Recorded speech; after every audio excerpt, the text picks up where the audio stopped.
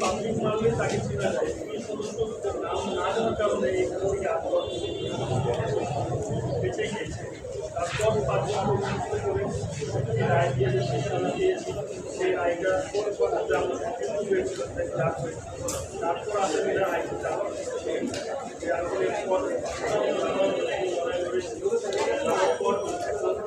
রায় পেয়েছি। সেই রায়ের মধ্যে একজনকে খাবার দিয়েছে, একজনের সাথে কমিয়ে দিয়েছে, আরেকজন আমরা হচ্ছে ছিল আমার যে আইনটা 2013 পাস করেছে একবারে ভুয়া আইনটার মধ্যে অনেক যেগুলো নেই এই আইনটার মধ্যে সান্ত্বনা পাবে কোনো কিছু নেই, নেই কোনো আইনের মধ্যে হেফাজতে সাজা, নির্যাতনের সাজা, পুলিশের হেফাজতে তো মৃত্যু হয়েছে, নির্যাতন তো হেফাজতে নিয়ে করেছে, এই হেফাজতে কোনো সাজা নেই। অনেক অনেক আইনের মধ্যে বাধা, যে আইনের মধ্যে আমি বলার কিছু নাই, আমাকে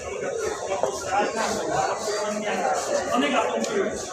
জানি না কখন কী হবে আমার ছাড়া আমার কিছু কারণ আপনারা করেছেন আইনি সহযোগিতা আমাকে বাংলাদেশ লিগাল ব্লাড ছাড়া আমাকে সহযোগিতা করে আইনি সাপোর্ট দিয়ে দিয়েছে। এলাকার মধ্যে বিভিন্ন রকমের রাজনৈতিক দলরা সাপোর্ট দেয়, ব্যবহার করে। কদিন আগেও আমাদের যখন একটা আমি সবাই এসে আমাকে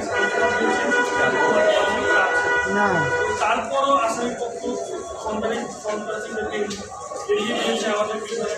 কিছুদিন আগেও আমার বাসায় আমাকে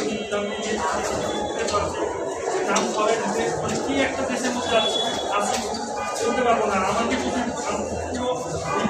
সামনে তাকাই মাসুদ ভাই বিদায় দিয়ে